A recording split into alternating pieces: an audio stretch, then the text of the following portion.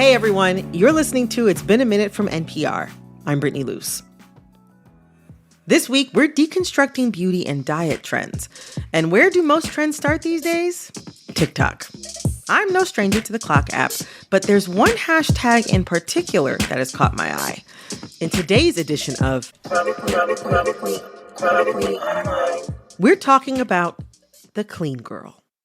You know those girls that always look clean, their skin is always glowing, their lips are always glossed, and they never ever look like they're wearing too much makeup? We may not be them, but here's how. Now, if you don't know the trend, it's usually women wearing minimal makeup, a neutral wardrobe, and low almond-shaped nails. The hashtag carries a whopping 5.3 billion views on TikTok. And if you take even a cursory scroll through the trend, you'll also notice that it can take a long time to see someone who's not white. And from the clean girl, you can tumble into other trends that seem to center whiteness, like ballet core, the old money aesthetic, cottagecore, and the vanilla girl. My guest today isn't shy about what she sees as an intentionally exclusionary trend. To me, it does feel like a very strong messaging by white women who have politically fallen out of favor over the past few years and want to be seen as the apex of femininity once more. That's Steffi Tsao, staff writer at Forbes. And where some may see an innocuous turn to neutrals, modesty, and minimalism, Steffi sees a political arsenal. In this chat from March, Steffi and I dive deep into beauty politics as soft power. Steffi, welcome to It's Been a Minute. Thank you so much for having me. Oh, my pleasure. So we are here today to discuss an essay that you recently published to your Substack called White Women Want Their Power Back. I want to start off with the moment you knew you had to write this article. When I was growing up, it was all about being thick, spelled with Q's. Or two C's. Yeah, two C's or a Q or C, never the CK. Yeah, that was like the dominant culture when I was in high school, and that's what I came of age under. I don't know why, but I've just been getting fed a lot of lifestyle content, particularly around Pilates, high protein, low carb diets. And I think at a certain point, I was like, I think they just want me to be a skinny white woman because that's all that I'm seeing. In your essay, you mentioned different trends. Clean girl, hashtags like ballet core. The same way as the model off-duty look, it still gives that effortless chic on-the-go vibe, but with warmer clothing items like leg warmers here or boleros. But a recent one that has seemed to spark a lot of discussion is the vanilla girl, which Glamour UK said is shaping up to be one of TikTok's biggest trends of the year. Yeah. What is the vanilla girl, and why has this trend sparked so much ire in comparison to the other ones? For me, vanilla girl is literally like the color vanilla. Everything is pale and cream and white and eggshell. The color palette of the vanilla girl aesthetic is not very extensive, but it is exclusive. There's not a lot of variation here. It's cream, white, beige, what I would call a latte color. You don't want to go too brown because then you're heading into cinnamon girl territory, and that's just like a whole different. And I think a lot of people who see vanilla girl, I think part of it is like this discourse around, I don't think this one's for me. I don't think this one's for you. I don't think this one's for a lot of people. Right, yeah. This trend it just looks like a bunch of like white clothes and like white items. And so I just want to know, like, why do we name certain things? And I think people are aware of all these like very white trends, these like not like white as in the women participating, but literally the color white, which then also determines the influencers who can be the most successful in it. Right.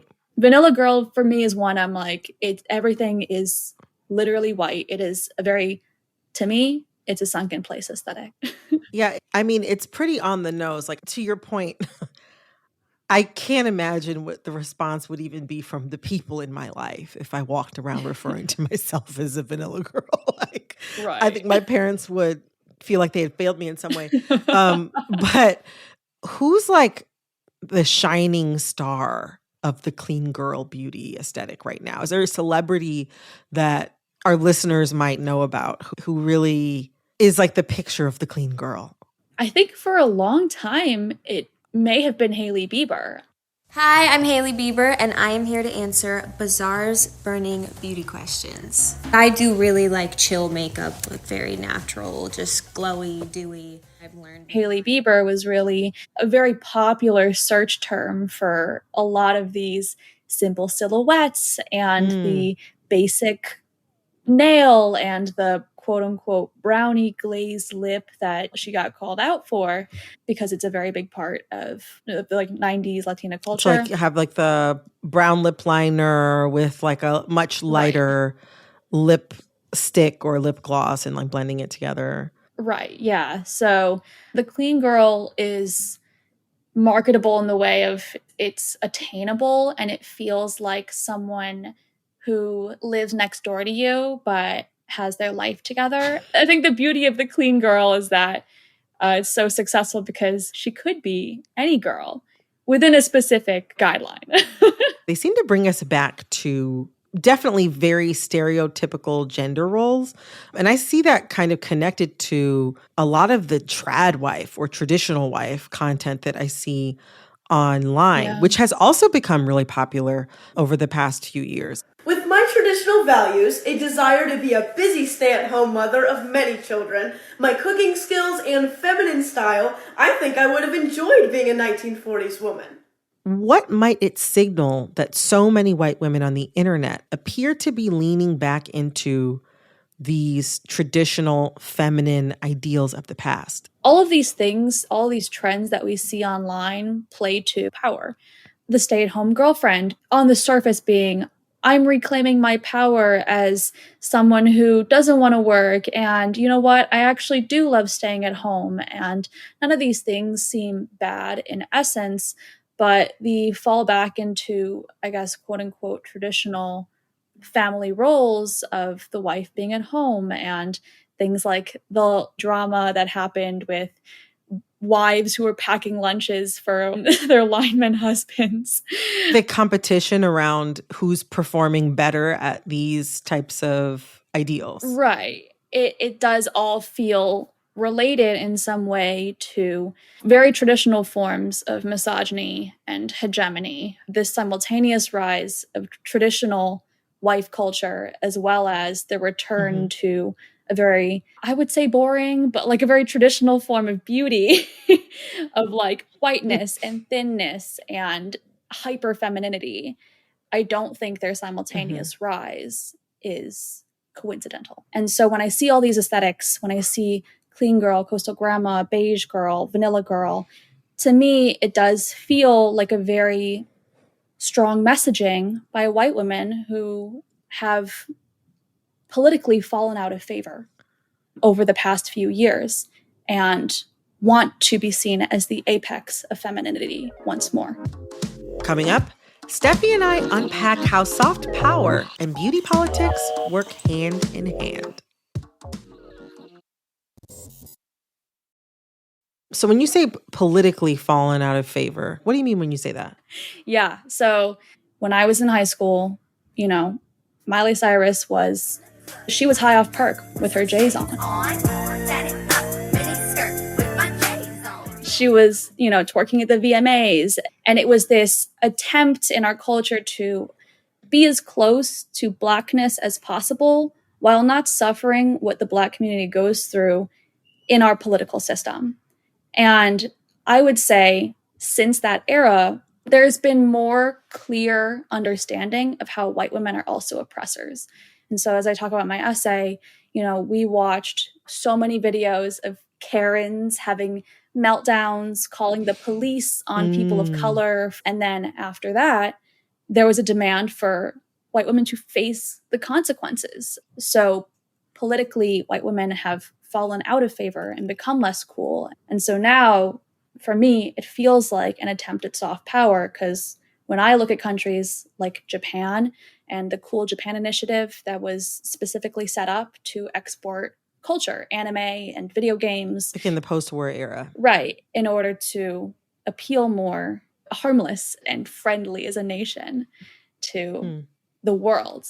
It feels like a similar response now. It sounds like what you're saying is white women cannot necessarily be assumed innocent of racism or innocent of harm. Basically, culturally, over the past couple of years, we've been able to see so many examples of how white women can also participate in white supremacy. It's almost like there's this charm offensive, is what you're saying. Yes. Through these aesthetics to take hold of some of the only type of power, capital that's available to most women, which is beauty. Absolutely. Like, as you said, white women have long held this currency in victimhood, in being the perfect victim. It becomes harder to maintain a sense of purity, of coolness to a wider society that no longer fully buys into it anymore. And so for me, it felt like a very direct response to our politics and beyond that, our movement for justice. It's almost like the trend of looking more, quote unquote, racially or ethnically ambiguous is over, or at least sunsetting for white women who popularized it. I mean, even the Kardashians, who have long borrowed from Black aesthetics to set trends, they've appeared to become less curvaceous. And they have been looking to Marilyn Monroe and Pamela Anderson for inspiration. You know, there are people listening to this who spend very little time on the internet. People who think a clean girl is simply a person who has showered. Why does any of this matter to them? How you choose to view your own body in this wider society is inherently a very political act, which is why things like the body positivity movement that we see online is such a big deal, one, but also it's harder to sell that to a wider system that wants to profit off of insecurity. And so beauty politics is inherently tied to wider notions of power, of who is at the top, who is the coolest person in the room, and then how then from there you police your own self, you police your own choices, and how you perceive others as well. Well, that makes me think about something that you talked about in your article. You mentioned in the article how white women have been, or really you unpack in the article, how white women have been co-opting East Asian culture. But on our team, some people felt that many of the East Asian beauty trends developed outside of European whiteness. But what does it mean for white women to co-opt that aesthetic and bring it here? And also I wonder, what assumptions are they making about East Asian women that this is an aesthetic that they want to interpret at this moment? I do think it is interesting in that way, this perception of East Asian women in Western lifestyle content. And I think that lends in hand because East Asian women are often conceptualized as also very hyper feminine, also very like trad wife. They're fetishized as these docile, quiet, apolitical beings, right? So I think it fits well in with this attempt of white girl soft power, because so many of the factors just line up while also providing a sense of tokenized diversity, even though, you know, a lot of East Asian women are light-skinned and are often conceptualized as thin and pale and doe-eyed in the West. It's so strange to see this trend of white women co-opting East Asian culture in 2023. Like it's so strange to see it now.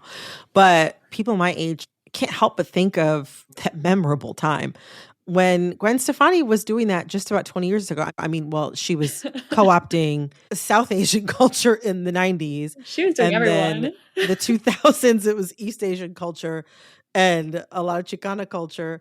But it's almost like this trend is cyclical. Yeah. This, for me, feels different because it is another very specific image of Asianness that's being exported into the coolness of white norms. So it's a different woman than it was in the 90s, which is like a doll, essentially, like with, you know, big lashes and the big bright colors. This is a different woman, but the essences of what is cool is essentially what fits again into what we've already determined as desirable in our content. What's a trend that you like haven't seen yet, but you're like, I want this to pop? If you got to invent a trend and put it into action. A trend. Oh man. Yeah. I mean, this is National Public Radio. I mean, you could say something that starts a national trend. Stakes are high. You know what?